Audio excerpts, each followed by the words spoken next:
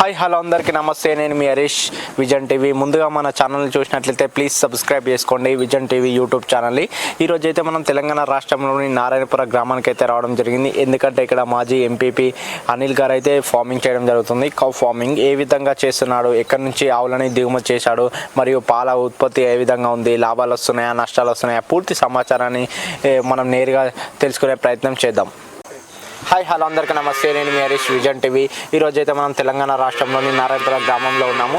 ఇక్కడ మాజీ vice MPP Bachannapet Anil గారి ఫామ్ దగ్గరికి అయితే రావడం జరిగింది. ఎందుకంటే ఇక్కడ ఏది పొలిటిక్స్తో పాటు అగ్రికల్చర్ కూడా చేయడం జరుగుతుంది. ఏ విధంగా చేస్తున్నాడు, కౌ ఫార్మింగ్ ఉంది, అదేవిధంగా ఫిష్ ఫార్మింగ్ కూడా ఉంది, పాల ఉత్పత్తి ఏ విధంగా ఉంది, పూర్తి వివరాలు తెలుసుకునే ప్రయత్నం చేద్దాం. నమస్తే. నమస్తే హరీష్. మీ పేరు, ఊరు ఒకసారి చెప్పన్నా.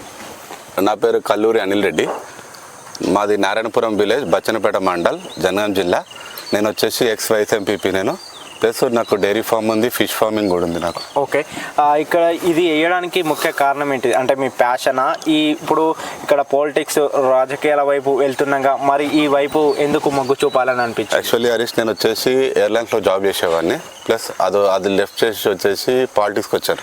ఓకే, పాలిటిక్స్కి వచ్చాక ఇక్కడ ఇది ప్యాషన్ తోటి తీసుకున్నాను. Actually passion plus income. Okay, మీరు దీనికంటే అంటే పాలిటిక్స్ ముందు ఏం చేసేవాళ్ళు? అంటే స్టడీ బ్యాక్గ్రౌండ్? నేను ఎయిర్లైన్స్లో జాబ్ చేసేవాడిని. ఎయిర్లైన్స్లో జాబ్ చేశాను. ఇక్కడ హైదరాబాద్లో. తర్వాత ఇక్కడికి మళ్ళీ ఊరికి రావడానికి ఎలా? బాయ్స్ అంటే మా పేరెంట్స్ వచ్చేసి ఇక్కడ ఉంటారు. మా ఫాదర్ వచ్చేసి పాలిటిక్స్లోనే ఉన్నారు ఇక్కడ. ఓకే, అప్పటి నుండి సడన్లీ స్టార్టింగ్ నుంచి మా ఫాదర్ పాలిటిక్స్లోనే ఉన్నారు.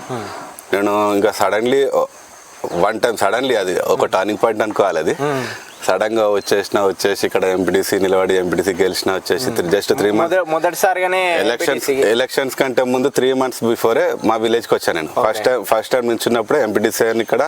దాంతోపాటు నాకు మండలానికి వైస్ ఎంపీపీ వచ్చింది. 5 years ఫుల్ ప్రజాసేవ చేసిన. ఓకే, మాకేంటంటే మేము ఎవరితోనా సింగిల్ ఎంపీ కూడా తీసుకోము. మేము మా ఫాదర్ కానీ మా తాతల కాలం నుంచి మేము అట్లనే వస్తున్నాము.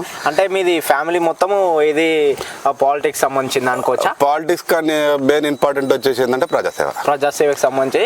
ఆ విధంగానే మీ నాన్నగారి మీరు కూడా ప్రజాసేవ పాలిటిక్స్ లో ఉన్నా లేకున్నా ఎనీ టైం ఎంత మిడ్ నైట్ ఏమైనా అవసరం అంటే మాత్రం ఇమీడియట్లీ రెస్పాండ్ అవుతాము. ఎమర్జెన్సీ కేసెస్ ఎక్కడికైనా హాస్పిటల్ అయినా కానీ, ఎవరికైనా ఏమైనా యాక్సిడెంట్ అయినా, ఏదైనా పోలీస్ స్టేషన్ ఇష్యూస్ అయినా కానీ ఏదైనా ఇమీడియట్లీ రెస్పాండ్ అవుతాం, ఇమీడియట్గా సహకరిస్తాం. అంటే అక్కడ పాలిటిక్స్ అనగానే అందరూ ఎక్కువ బిజీ ఉంటారు ప్రజాసేవలో కానీ ఇతర వెళ్ళడానికి. మళ్ళీ ఇక్కడ అగ్రికల్చర్ సైడ్ ఎవరు చూసుకుంటారు? మీరేనా? ఇంకా ఎలా ఉంటుంది అగ్రికల్చర్? యాక్చువల్గా మా దగ్గర వర్కర్ కూడా ఉన్నారు. నేను 99% ఉంటాను. మండే టు ఫ్రైడే ఇక్కడే స్పెండ్ చేస్తాను. నేను Monday to Friday morning 5 o'clock వచ్చేసి మిల్కింగ్ కోసం కానీ, మళ్ళీ వాళ్ళు పాలు విండే వరకు అన్నిటికీ ఇంజెక్షన్స్ కానీ ఏమైనా ఇచ్చే వరకు ఉంటాను. మార్నింగ్ 5 to 7:30 అట్లా ఇక్కడ స్పెండ్ చేస్తా. ఈవినింగ్ కూడా 4:30కి వస్తాను. వచ్చేసి 6:30 వరకు ఇక్కడ స్పెండ్ చేస్తాను. రిమైనింగ్ టైం బయట పోతాను. ఓకే, ఇక్కడ షెడ్ వేయడానికి ఎంత ఖర్చు అయింది మొదటిసారిగా? షెడ్కి ఒక 10 to 15 lakhs ఖర్చు అవుతుంది. మేము వేసింది లాంగ్ బ్యాక్. ఇప్పుడు ఖర్చులు పెరిగినాయి. ఇప్పుడు లాంగ్ అంటే ఓన్లీ కౌ ఫార్మింగ్ అయినా ఏమేం చేస్తుంటారు? యాక్చువల్లీ ఈ షెడ్ వచ్చేసి కౌ ఫార్మింగ్ ఉంది. మాకు బ్యాక్ సైడ్ వచ్చేసి ఫిష్ ఫార్మ్ కూడా ఉంది. ఫిష్ ఫార్మింగ్ కూడా ఉంది. ఇవి ఎక్కడి నుండి దిగుమతి చేశారు? అంటే నేను యాక్చువల్గా స్టార్ట్ చేసి ఒక 3 years అవుతుంది. స్టార్ట్ చేసి 2.5 years అవుతుంది నేను కౌ ఫార్మింగ్ స్టార్ట్ చేసి. యాక్చువల్లీ లోకల్లో ఒక మేము 4 తెచ్చాం లోకల్లో. ఓకే, లోకల్లో తెచ్చినప్పుడు చాలా బాగుండే. లోకల్లో తెచ్చినప్పుడు మాకు. దాని తర్వాత మేము వచ్చేసి యాక్చువల్గా నాకు వెటనరీ డాక్టర్ కూడా, మన మండలానికి వెటనరీ డాక్టర్ కూడా నాకు సజెస్ట్ చేసింది ఏంటంటే హర్యానా నుంచి కానీ పంజాబ్ నుంచి కానీ తేవద్దని చెప్పారు. బట్ నేను యాజ్ ఎడ్యుకేటెడ్గా ఎందుకు తేవద్దు? ఢిల్లీలో కూడా హీట్ ఉంటుంది, కూల్ ఉంటుంది. అంటే హీట్కి హీట్ ఉంటుంది, కూల్కి కూల్ ఉంటుంది. మరి అక్కడ తట్టుకున్నప్పుడు మనకెందుకు తట్టుకోదు? పంజాబ్ వచ్చేసి ఢిల్లీకి నియర్ బై ఒక 300 kilometers ఉంటుంది.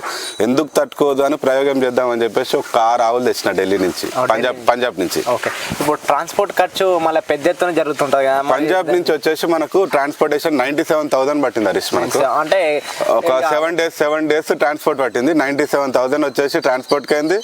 ప్లస్ దాని వెంబడి ఎవరైతే వర్కర్ వస్తాడో వానికి 15,000 రూపీస్ వానికి 15,000 ప్లస్ దానికి మళ్ళీ ఫీడ్ కాస్ట్ అనేసి ఒక 25,000 ఫీడ్ కాస్ట్ దానికి 7 డేస్ జర్నీలో. ఓన్లీ నైట్ టైమ్స్ వచ్చేసి అది జస్ట్ 300 కిలోమీటర్సే వాళ్ళు డ్రైవ్ చేస్తారు. ఆఫ్టర్ 300 కిలోమీటర్స్ వాళ్ళకు పాయింట్స్ ఉంటాయి అన్నట్టు, ఒక certain point to certain point అక్కడ ఆపేసి వాళ్ళకి వీటికి మళ్ళీ ఫీడ్ పెట్టడం కానీ, ఫీవర్ వస్తే ఇంజెక్షన్స్ చేయడం కానీ, దానికి ఒక పర్టికులర్ పర్సన్ ఉంటాడు, దానికి 15,000 రూపీస్ చార్జబుల్. ఇక్కడికి వచ్చినాక మరి మనకు వెదర్కి అనుకూలంగా ఉంటాయా? అనుకూలంగా ఉంటాయని చెప్పేసి నేను చాలా ట్రై చేసి నేను నోయిడా నుంచి వచ్చేసి నోయిడా నుంచి తెప్పించాను కూలర్. ప్లస్ ఫాగింగ్ మిషన్ వచ్చేసి మనకు ఢిల్లీ నుంచి తెప్పించాను ఫాగర్స్ పెట్టినా కూలర్స్ పెట్టినా అయినా తట్టుకోలేదు. అనవసరంగా పంజాబ్ నుంచి మాత్రం ఎవరు చెప్తారు టీవీలలో మస్తు చూపిస్తారు యూట్యూబ్లలో ఇట్లా, బట్ పంజాబ్ నా సజెషన్ మాత్రం పంజాబ్ నుంచి ఎట్టి బస్సులో తెచ్చుకోకండి. నేను ఒక 6 ఆవులు తెచ్చిన హరీష్, నాకు ఆ 6 ఆవులకు నాకు ఒక 12 లక్షలు ఖర్చు అయింది, 12 lakhs ఖర్చు అయింది నాకు.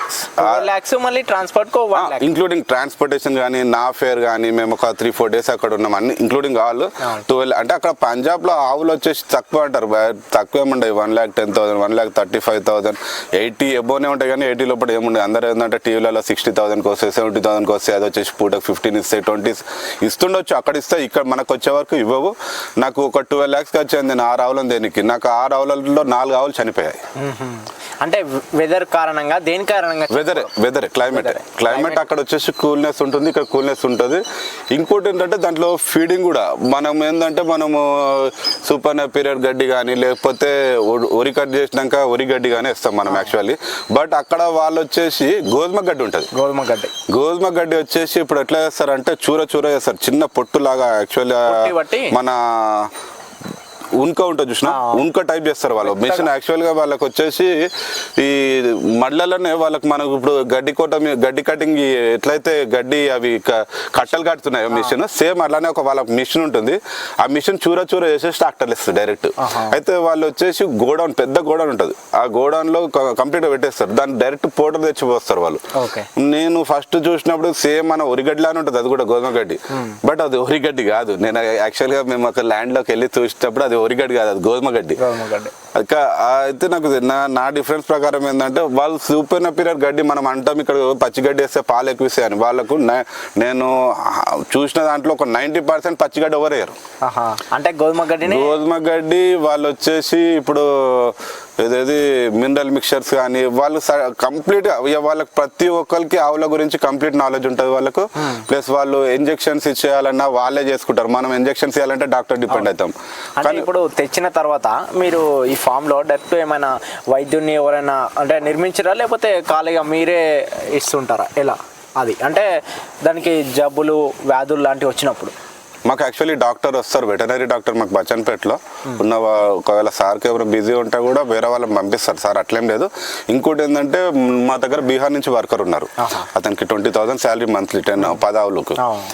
అతను ఇంజెక్షన్స్ కూడా ఇస్తాడు అతనికి. అంటే ఆవులను బట్టి శాలరీ ఉంటుందా, ఏ విధంగా ఉంటుంది? వాళ్ళకి వచ్చేసి 10 ఆవులకు 20,000 జీతం ఉంటుంది. అంటే మినిమం ఒక్క ఆవైనా తీసుకుంటారు, 10 ఆవులైనా తీసుకుంటారు. మళ్ళీ 10 దాటిందంటే సపరేట్ వాళ్ళకి ఇంకొకరు కావాల్సిందే, వాళ్ళు ఇంకో 11కి అట్లా చేయరు, 10 మినిమం 10 అంతే. ఓకే, వాళ్ళకు మరి మనం హ్యాండ్ ఓవర్ చేయొచ్చా? అంటే ఇప్పుడు మీరు అక్కడ పాలిటిక్స్ అయినా ఇతర దూర ప్రాంతాలకు వెళ్తున్నప్పుడు వాళ్ళకి స్వయంగా హ్యాండ్ ఓవర్ చేయొచ్చా, మరి నమ్మొచ్చా వాళ్ళని నమ్మొచ్చు? ఎందుకంటే వాళ్ళు పర్టికులర్గా శాలరీ దగ్గర పర్టికులర్గా ఉంటారు, కానీ వర్క్ దగ్గర కూడా వాళ్ళు కరెక్ట్ చేస్తారు. అంటే ఒక్కొక్క అక్కడక్కడ ఏంటంటే 2 days 1 month చేసి చెప్పకుండానే వెళ్ళిపోతారు అనే దాని మీద చాలా మంది ఉన్నాయి ఆ విధంగా. మరి మీ దగ్గర అలాంటివి ఏమైనా జరిగినాయా? పోతారు హరీష్, బట్ ఎందుకంటే వాళ్ళని మనం మంచిగా చూసుకుంటే వాళ్ళు మనతో కూడా మంచిగా ఉంటారు. వాళ్ళని మంచిగా చూసుకున్నప్పుడు వాళ్ళు వెళ్ళిపోతారు, అట్లనే మనమే డిపెండ్ అయి ఉంటుంది అది. ఇప్పుడు ఇవి పంజాబ్ నుంచి వచ్చినావండి, ఇది మాకు దగ్గర 2 ఉన్నాయి, ఇప్పుడు 6 తెస్తే మాకు. ఇది వచ్చేసి పూటకు 10 liters ఇస్తుంది మాకు, ఫస్ట్ టైం మరి ఇది.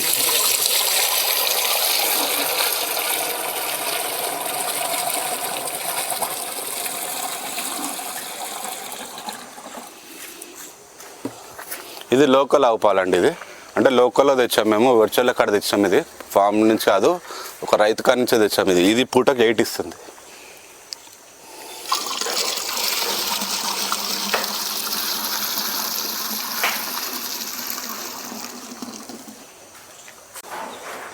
ఇప్పుడు ఇదేనా అన్న పంజాబ్ నుంచి తెచ్చారా? ఇది పంజాబ్ నుంచి వచ్చేసి ఇది వచ్చేసి ఫస్ట్ టైం మరి ఇప్పుడు మనం పాలు చూపించాం కదా మనం, ఇది 10 లీటర్స్ ఇస్తుంది పూటకు. ఇది ఇది ఎన్ని లీటర్స్? యాక్చువల్గా ఇది వచ్చేసి మనకు తక్కువ ఇస్తుంది, 5 లీటర్స్ ఇస్తుంది. ఎందుకంటే యాక్చువల్లీ అది 9 months కి ఇది వచ్చేసి 7 months కి ఈనింది. అంటే ఆకారంలో చూసినట్టయితే దీనికంటే పెద్ద ఉంది మరి. అది యాక్చువల్లీ పెద్ద ఆకారం. యాక్చువల్లీ మనం వచ్చేసి పంజాబ్ లో అది 1,10,000 తెచ్చాం మనం. అది మనకు పూటకు వచ్చేసి 20 లీటర్స్ ఇవ్వాలి యాక్చువల్లీ. బట్ అది ఫస్ట్ ఈనడం వల్ల దానికి ప్రాబ్లమ్ వేసి నెక్స్ట్ ఎప్పుడైతే బేబీ ఇస్తుందో అప్పుడు మనకు అది సెట్ అవుతుంది. అంటే దీనికి ఫుడ్ ఏం పెడుతుంటారా? అంటే స్పెషల్ ఏమైనా ఉంటుందా? నార్మల్ మన లోకల్లో దొరికే గ్రాస్ అలాంటిదా? లోకల్ దొరికే గ్లాసే మాకు సూపర్ నెపియర్ ఉంది. ప్లస్ వచ్చేసి మనము కందుకూరు సొప్పు అని చెప్పేసి కందుకూరు సొప్పు వేసాం మనము. సూపర్ నెపియర్ ఒక టైము, కందుకూరు సొప్పు ఒక టైము, ఒరిగడ్డి వచ్చేసి 2 times వేస్తాం మేము. అంటే ఎక్కువ పాలు ఇవ్వడానికి మీరు ఎలాంటి వాడుతుంటారు? అంటే జాగ్రత్తలైనా గడ్డిలోనైనా ఇంకా దానలోనైనా రకరకాలు వాడుతుంటారు. దానికి ఫీడింగ్ వచ్చేసి టైం టు టైం ఇస్తే పాలు కరెక్ట్ ఇస్తుంది. అంటే అందులో రకాలు ఇప్పుడు కందుకూరి సొప్పు యాక్చువల్లీ ఒరిగడ్డి ఒకసారి పెడతాడు, మార్నింగ్ వచ్చేసి ఒరిగడ్డి పెడతాడు, మధ్యాహ్నం వచ్చేసి సూపర్ నెపియర్ పెడతారు, మళ్ళీ ఈవినింగ్ టైం కందుకూరు సొప్పు వేస్తారు, నైట్ టైం వచ్చేసి మళ్ళీ ఉరిగడ్డ వేస్తారు. దానికి మధ్యలో వచ్చేసి మార్నింగ్ వచ్చేసి మళ్ళీ దానా, పాలు ఎప్పుడైతే పిండుతాడో పాలు విడ్డగానే దాన పెడతారు. దానాలు వచ్చేసి మనకు శనగ పొట్టు ఒకటి వస్తుంది, ప్లస్ పత్తి పిట్టు మక్క. మనం వాడేది ఈ 3. ఇంకా అంటే వెరైటీస్ ఉంటాయి కానీ ఈ 3 ఒకటే మెయిన్ గా వాడుతుంది. క్లీనింగ్ ఏ విధంగా చూసుకోవాలి? క్లీనింగ్ ఈ పంజాబ్ వాటికి వచ్చేసి మ్యాట్స్ ఉండాలి కంపల్సరీ, రబ్బర్ మ్యాట్స్. ఈ మ్యాట్స్ ఎక్కడ నుండి తెచ్చారు? నేను ఇది కూడా పంజాబ్ నుంచి తెచ్చినారు. ఈ మ్యాట్స్ కూడా పంజాబ్. అంటే మన లోకల్ దొరకమంటావా? లోకల్ కూడా దొరుకుతాయి, బట్ నేను ట్రాన్స్పోర్టేషన్ ఇంకా అక్కడ నుంచి తెచ్చేటప్పుడు అదే లారీలో అన్ని తీసుకొచ్చాను మొత్తం కంప్లీట్. ఒకటి ఎంత ఉండొచ్చు? ఇది వచ్చేసి 3,500 to 4,000 ఉంటుంది ఒక మ్యాట్. ఇప్పుడు దాదాపు ఎన్ని ఉన్నాయి ఇందులో మొత్తంగా మ్యాట్స్? మేము వచ్చేసి 10 తెచ్చాను. నేను పంజాబ్ నుంచి 10 తెచ్చాను. అంటే ఆవులలో ఎన్ని రకాలు ఉంటాయి? అంటే ఇప్పుడు మీరు అక్కడి నుంచి తెచ్చారు అంటే కర్ణాటక ఉంది, మనకి దగ్గరలో ఆంధ్రప్రదేశ్ కూడా ఉంది, గుజరాత్ ఉంది, స్పెషల్గా హర్యానా నుండి పంజాబ్ నుండి ఎందుకు తెచ్చారు? పంజాబ్ ఆవులు వచ్చేసి చూడాలి, నాకు ఆల్మోస్ట్ ఇప్పుడు నేను 6 feet ఉంటాను, ఇది ఆల్మోస్ట్ 5 feet ఉంటుంది పంజాబ్ ఆవు. మీ భుజాల వరకు ఉంది మరి. అయితే దీని కెపాసిటీ, మిల్కింగ్ కెపాసిటీ ఎక్కువనే ఉంటుంది. దీని కెపాసిటీ అంటే మిల్కింగ్ ఇచ్చే కెపాసిటీ దీనికి ఎక్కువ యాక్చువల్లీ. ఇది హెచ్ఎఫ్ యాక్చువల్లీ, ప్యూర్ హెచ్ఎఫ్ వచ్చేసి మిల్కింగ్ ఎక్కువ ఇస్తుంది. అంటే పంజాబ్ నుంచి తేవడానికి ముఖ్య కారణం ఏంటి? మిల్కింగ్ కోసమే మెయిన్లీ, మిల్కింగ్ ఎక్కువ ఇస్తాయని తెచ్చాం కానీ ఈ క్లైమేట్ కి మాత్రం తట్టుకోవట్లేదు. ఈ క్లైమేట్ కోసం అని చెప్పేసి మనం నోయిడా నుంచి అది తెచ్చాం, కూలర్ తెచ్చాం మనం. అవునవును. అయినా కానీ తట్టుకోవట్లేదు. ఫాగర్స్ ఉన్నాయి మనకి, అంత ఫాగర్స్ అయ్యి. ఈ డెలివరీ టైంలో ఎలాంటి జాగ్రత్తలు తీసుకోవాలి? అదేవిధంగా డెలివరీ అయిన తర్వాత పాలు ఎప్పుడు వినాలి? మళ్ళీ డెలివరీ కావడానికి ఎన్ని మంత్స్ మనం పాలు తీసుకోవడానికి ఛాన్సెస్ ఉంది? డెలివరీ టైంలో వచ్చేసి మనం సిమెన్ వేసిన డేట్ నుంచి చూసుకోవాలి. చూసుకున్నాక మనకు ఒక 2 monthsకి డెలివరీ అవుతున్నాక పాలు బంద్ చేయాలి.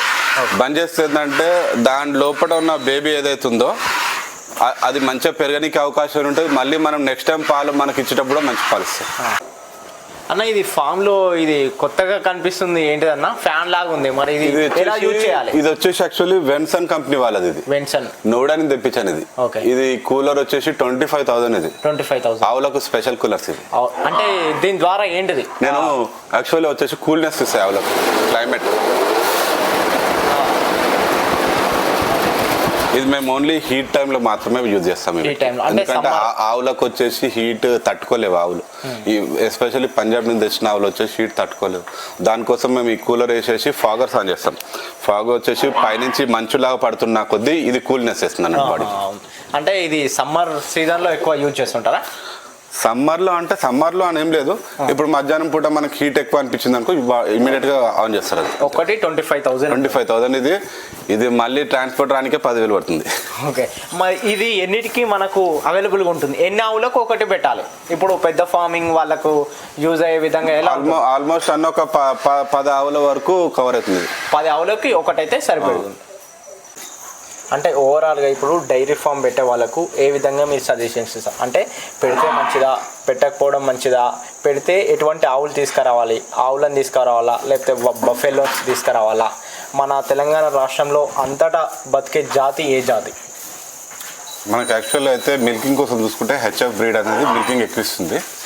లేదు మిల్కింగ్ కాదు, నాకు ఆవులు గట్టిగా ఉండాలి, మిల్క్ ఎంత ఇచ్చినా పర్లేదు అనుకుంటే జెర్సీ.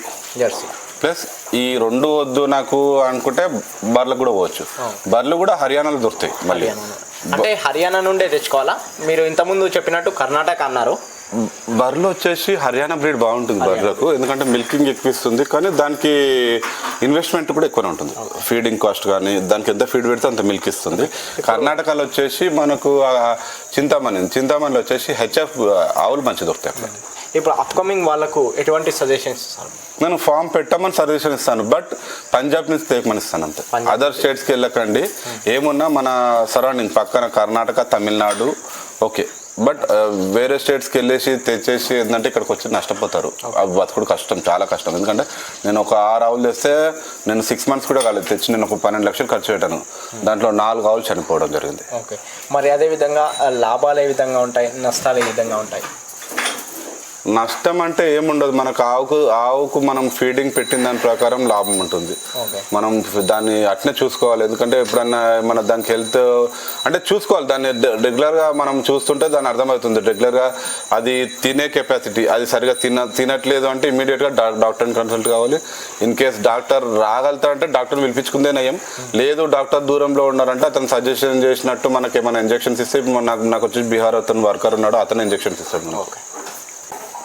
మనము ఈ ట్యాంక్ వచ్చేసి దాన కోసం యూజ్ చేస్తాం. యాక్చువల్గా 4 hours ఆవుకి ఎప్పుడైతే పెడతామో దానికి ఒక 4 hours బిఫోర్ దీంట్లో పత్తి పిట్టు ప్లస్ మక్క పిండి మళ్ళీ కంది పొట్టు దీంట్లో వేస్తాము. వేసేసి 4 hours ఇది వచ్చేసి లిక్విడ్ లాగా ఫామ్ అవుతుంది అన్నట్టు. ఇది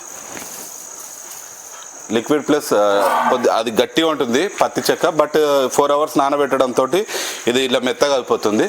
మెత్తగా అయిపోయాక మనం ఆవులకు పెడతాం. మనం ఇది అయితే ఏం లేదు హరీష్, ఇప్పుడు మనము కొత్తగా పెట్టుకోవాలనుకుంటే డైరీ ఫార్మ్స్ షెడ్ వచ్చేసి హైట్లో బాగా హైట్ ఉంటే బాగుంటుంది. ఇప్పుడు ఈ షెడ్ వచ్చేసి జస్ట్ ఇది ఒక 8-9 feet ఉంటుంది. అంటే ఇక్కడ నుంచి మొదలు పెడతాం, మళ్ళీ అక్కడ మనకు వచ్చేసరికి ఒక 14 feet ఉంటుంది. ఇక్కడ సైడే అట్లీస్ట్ అయినా ఒక 12 to 14 feet ఉంటే కంప్లీట్ షెడ్ వచ్చేసి ఒక 14 to 16 feet ఉండాలి. ఎంత హైట్ ఉంటే ఆవులకు అంత బెనిఫిట్, ఎందుకంటే గాలి రావడం కానీ పోవడం కానీ బాగుంటుంది.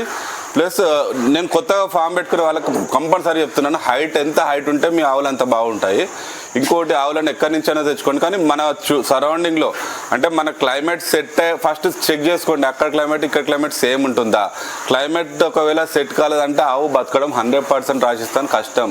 ఎందుకంటే నేను ఫాగ్ మిషన్స్ పెట్టేసి కూలర్స్ పెట్టేసి ఎంత ట్రై చేసినా అని బతకలేదు. యాక్చువల్లీ మీరు మాత్రం స్ట్రగల్ కాకుండా, నాకు చాలామంది చెప్పారు పంజాబ్ నుంచి తేవద్దు అంటే కూడా నేను చాలా అంటే ఎందుకు తేవద్దు అన్నట్టు తెచ్చిన. మీరు కూడా నాలాగా ఫెయిల్ కావద్దు. నేను పాత ఆవులతోటే ఇప్పుడు ప్రాఫిట్స్లో ఉన్నాను, లేకపోతే నాకు చాలా కష్టం అయ్యేది. ప్లస్ ఇది వచ్చేసి ఇప్పుడు నా దగ్గరకు వచ్చి సెకండ్ టైం ఇది. యాక్చువల్లీ ఇప్పుడు ఇది నాకు పూటకు 8 ఇస్తుంది. ఇది మనం తెచ్చింది, ఇది లోకల్లో మనం జయదేపూర్ మార్కెట్లో తెచ్చాను నేను. ఇది వచ్చేసి నాకు 70,000 పడింది అప్పుడు మార్కెట్లో తెచ్చినప్పుడు నాకు. ఇప్పుడు ఇది సెకండ్ టైం నా దగ్గరకు వచ్చాక ఇప్పుడు 8 liters మిల్కింగ్ ఇస్తుంది. ఇది వచ్చేసి మనకు పంజాబ్ నుంచి తెచ్చాం మనం. ఇది పంజాబ్ నుంచి 80,000 తెచ్చాం మనం. ఇప్పుడు వచ్చేసి అంటే ఫస్ట్ టైం ఇది. ఇప్పుడు మనకు పూటకు 10 ఇస్తుంది మనకి. ఇది ఎన్ని ఇయర్స్ అయింది స్టార్ట్ చేసి ఇప్పటి వరకు? నేను ఒక 3 years అయింది అది స్టార్ట్ చేసి. అన్న ఇన్ని ఫామ్ మెయింటైన్ చేస్తున్నారు కదా, అదేవిధంగా అక్కడక్కడ ఇప్పుడు నేను చూసినట్లయితే సాంకేతికత ఉపయోగిస్తున్నారు. ఇప్పుడు పాలు వినడానికి రకరకాల అందులో కూడా టెక్నాలజీ సంబంధించింది వచ్చింది. కాబట్టి మీ ఫామ్లో ఎలాంటి సాంకేతికత ఉపయోగిస్తున్నారా, అది ఏ విధంగా ఉపయోగిస్తున్నారు? మేము యాక్చువల్లీ వచ్చేసి మిల్కింగ్ మిషన్ తెచ్చాము ఆల్రెడీ.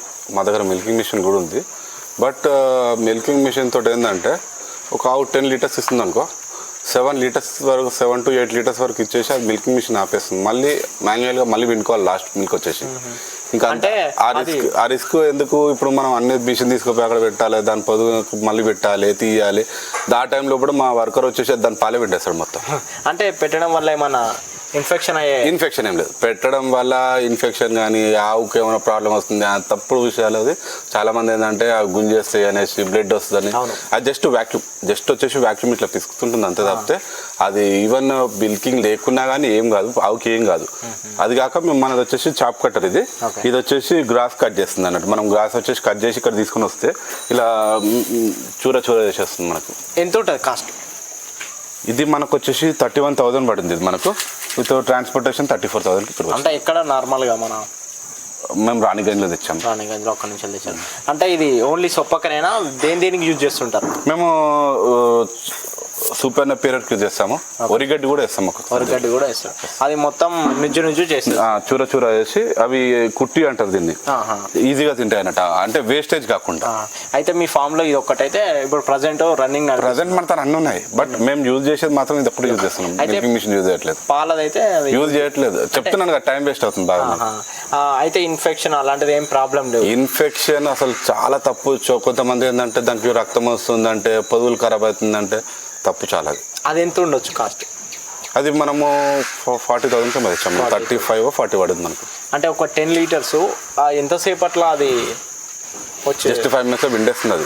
కానీ లాస్ట్కు ఏవైతే పాలు బిగుతాయో మళ్ళీ విండుకోవాల్సిందే. 1-2 లీటర్స్ మనం చెట్టుగానే మళ్ళీ విండుకోవాలి. అంటే ఏమేమి పత్తిపీట ఇంతకుముందు అన్నారు కదా, ఇది వచ్చేసి పత్తిపిట్టు. ఓకే. ఇది వచ్చేసి అది చున్నీ పొట్టిది. అంటే పత్తిపూట ఏ టైంలో వేయాలి, గ్రాస్ ఏ టైంలో వేయాలి ఆవులకి? డైలీ మార్నింగ్ పాలు విడినాక, ఈవినింగ్ పాలు విడినాక ఈ ఫీడ్ పెడతాడు. యాక్చువల్లీ రిమైనింగ్ టైంలో గడ్డి పెడతాడు. అంటే మధ్యాహ్నం టైంలో గడ్డి, మార్నింగ్ ఇవి పాలు విడగానే దానా పెడతాడు. దానా పెట్టిన తర్వాత కొద్దిగా ఆవులను క్లీన్ చేస్తాడు. క్లీన్ చేసేసి గడ్డి వేస్తాడు. ఆవులని ఎన్ని రోజులకు ఒకసారి మనం క్లీన్ చేసుకోవాలి? డైలీ 2 times క్లీన్ చేస్తాడు. 2 times compulsory daily 2 times clean చేస్తేనే అవి మంచిగా ఉంటాయి. అంటే ఏం జబ్బులు అలాంటివి రాకుండా ప్లస్ వీటికి హీట్ పడకుండా డైలీ మార్నింగ్ ఒకసారి ఈవినింగ్ ఒకసారి కంపల్సరీ క్లీన్ చేస్తాం. అయితే మెయిన్ జబ్బులు అలాంటివి రావడానికి మెయిన్ థింగ్ ఒక హీట్ కానీ కాదు, మనం నీట్నెస్ మెయింటైన్ చెప్పితే ఈజీగా జబ్బులు వస్తాయి. ఎందుకంటే ఇన్సెక్ట్స్ తయారవుతాయి, దాంతో ఇన్ఫెక్షన్ తయారవుతుంది. మీరు ఇంత ముందుకు అది రబ్బర్ చూపించినట్లయితే అవి మనం కంపల్సరీగా వేసుకోవాలా, అవసరం లేదా?